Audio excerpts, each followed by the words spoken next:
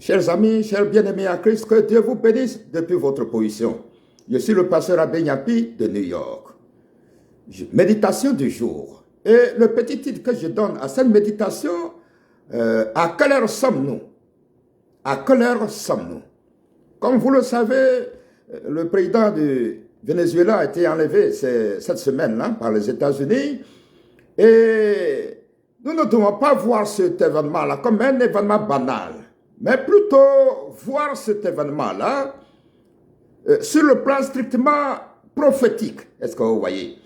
Voilà, nous, les hommes de Dieu, souvent nous sonnons sous la sonnette d'alarme, alors quand il y a ces genres d'événements, nous en profitons pour faire quelques enseignements pour que chacun d'entre nous puisse vraiment être prêt quelque part, puisse rectifier le tir. Comme vous le savez, notre Seigneur Jésus-Christ, quand il était sur terre, il a dit à ses disciples que bon, il va aller au Père, mais il reviendra dans sa gloire. Est-ce que vous voyez? Alors, ses disciples lui posent la question à savoir, quand est-ce qu'il reviendra? Alors, il a précisé aussi que personne ne connaît le jour et l'heure, mais il viendra comme un voleur. Mais tout de même, la Bible renferme beaucoup de prophétiques, est-ce que vous voyez, des signes annonciateurs de sa venue, est-ce que vous voyez.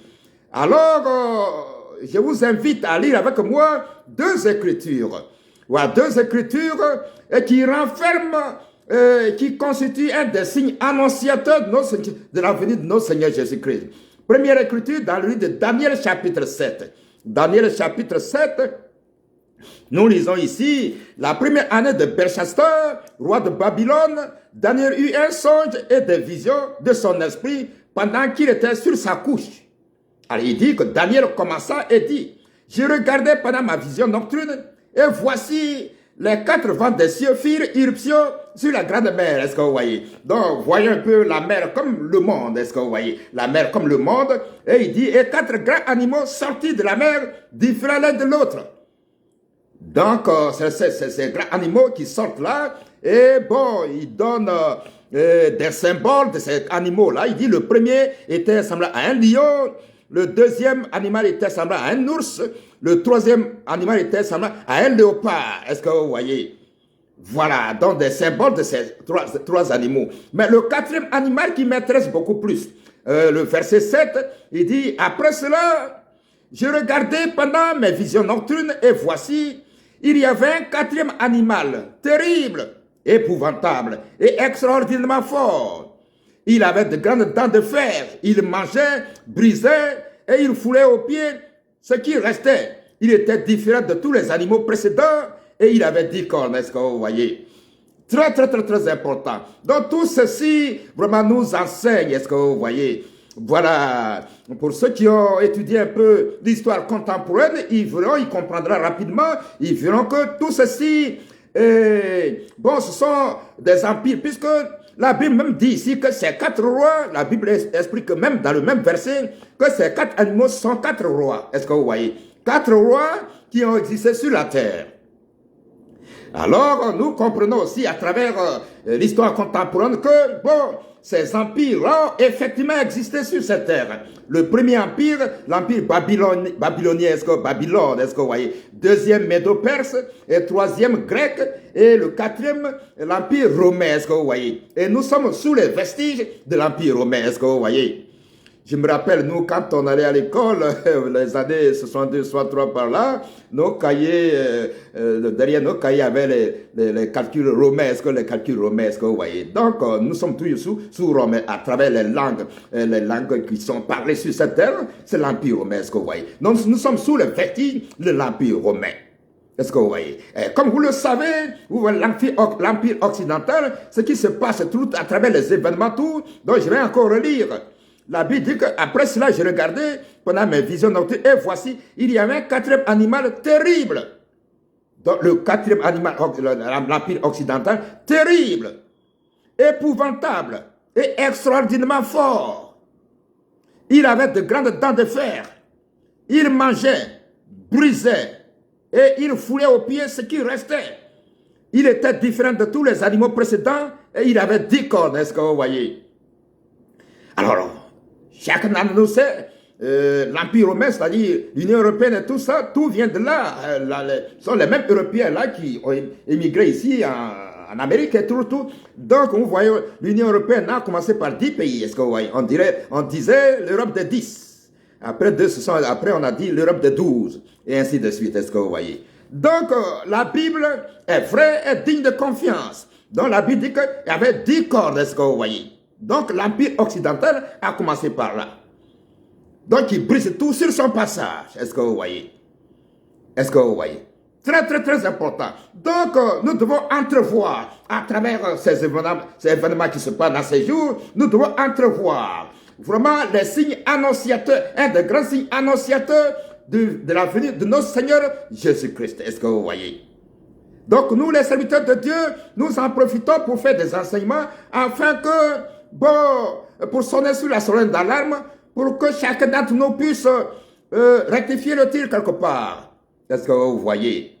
Mais ce qui est encore important, qui fait peur et qui nous fait voir à quelle heure sommes-nous, c'est au verset 8. La Bible dit, au verset 9, la Bible dit que « Je regardais pendant que l'on plaçait des trônes et l'ancien des jours s'assit. » Donc, pendant que l'Empire romain fait ses frappes-là, brise tout sur son passage, fait toutes ces choses-là, terribles, épouvantables, extraordinairement forts, et pose des actes de ce genre, la Bible dit que l'ancien des jours s'assit. L'ancien des jours, c'est l'Éternel des armées, est-ce que vous voyez? Dieu qui n'a pas eu de commencement et qui n'aura jamais de fin. C'est lui qu'on appelle l'ancien des jours. Donc, l'ancien des jours s'assit, son vêtement était blanc comme la neige, et les cheveux de sa tête étaient comme de la laine pure. Son trône était comme des flammes de feu et les roues comme un feu ardent. Est-ce que vous voyez? Donc pendant que vraiment le dernier animal, l'Empire romain, pour des actes, brise tout sur son passage, fait tout ça, l'ancien des jours s'assit. Est-ce que vous voyez? Très, très, très, très important. C'est pourquoi ceci, à travers ces événements-là, nous devons voir un des grands signes de la venue de notre Seigneur Jésus-Christ. Alors, en tant que chrétiens, que devons-nous faire? Nous devons travailler à notre salut avec crainte et tremblement. Est-ce que vous voyez? La deuxième écriture que je vais lire ici aussi, pour soutenir cela, à quelle heure sommes-nous? C'est dans 2 Thessaloniciens chapitre 2, et qui dit sur l'avènement du Seigneur. Pour ce qui concerne l'avènement de notre Seigneur Jésus-Christ et notre réunion avec lui, nous vous prions, frères, de ne pas vous laisser facilement ébranler dans votre bon sens et de ne pas vous laisser troubler, soit par quelque inspiration, soit par quelques paroles ou par quelques lettres qu'on dirait venir de nous, comme si le jour du Seigneur était déjà là. Que personne ne vous séduise d'aucune manière, car il faut que l'apostasie soit arrivée auparavant. Est-ce que vous voyez? Donc, à travers, il y a longtemps qu'il y a ce genre de choses, d'événements, est-ce que vous voyez? Donc, tous ces événements-là font partie vraiment de l'apostasie. Donc, toute cette période-là, parce que nous lisons également dans le livre de Timothée qu'il y aura des temps difficiles. Alors, il y a longtemps que nous vivons des temps difficiles. Donc, tout ceci fait partie de cette période d'apostasie. Est-ce que vous voyez? Donc, il dit qu'il faut que l'apostasie soit arrivée auparavant et qu'on ait vu paraître l'homme du péché, le fils de la perdition, c'est-à-dire l'antéchrist, vous voyez, l'adversaire qui s'élève au-dessus de tout, ce qu'on appelle Dieu, ou de ce qu'on adore, jusqu'à s'asseoir dans le temple de Dieu, se proclamant lui-même Dieu. Est-ce que vous voyez? Alors il dit que, verset 6, et maintenant vous savez ce qui le retient, afin qu'il ne paraisse qu'en son temps.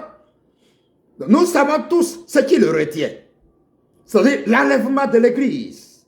L'enlèvement de l'Église afin qu'il fasse son travail à visage découvert. Dans les événements que nous voyons ces derniers temps-là, ce sont des signes annonciateurs. Est-ce que vous voyez? Des temps de la fin. Donc ça veut dire que l'enlèvement de l'Église est imminent. Est-ce que vous voyez? Pour qu'il puisse travailler à visage découvert. Je vais relire encore. Et maintenant, vous savez ce qui le retient, afin qu'il ne paraisse qu'en son temps. Car le mystère de l'iniquité agit déjà, Il faut seulement que celui qui le retient ait encore disparu. Il faut que l'Église qui retient tout ça ait disparu. Est-ce que vous voyez? Donc l'enlèvement de l'Église aura lieu très très très bientôt, à travers ces signes que nous voyons. C'est pour cela que quiconque veut vraiment hériter du royaume de Dieu doit travailler à son salut avec crainte et tremblement. Est-ce que vous voyez? C'est tout ce que nous devons faire. Est-ce que vous voyez? C'est ce que nous devons faire. Travailler à notre salut avec crainte et tremblement. C'est quoi Dieu, c'est une décision que nous devons prendre. Est-ce que vous voyez? C'est quoi Dieu dit encore dans l'Apocalypse? Il dit que celui qui veut, qui se souille encore dans ma taille. Que celui qui se sanctifie. Est-ce que vous voyez? Parce que c'est un choix que nous devons faire.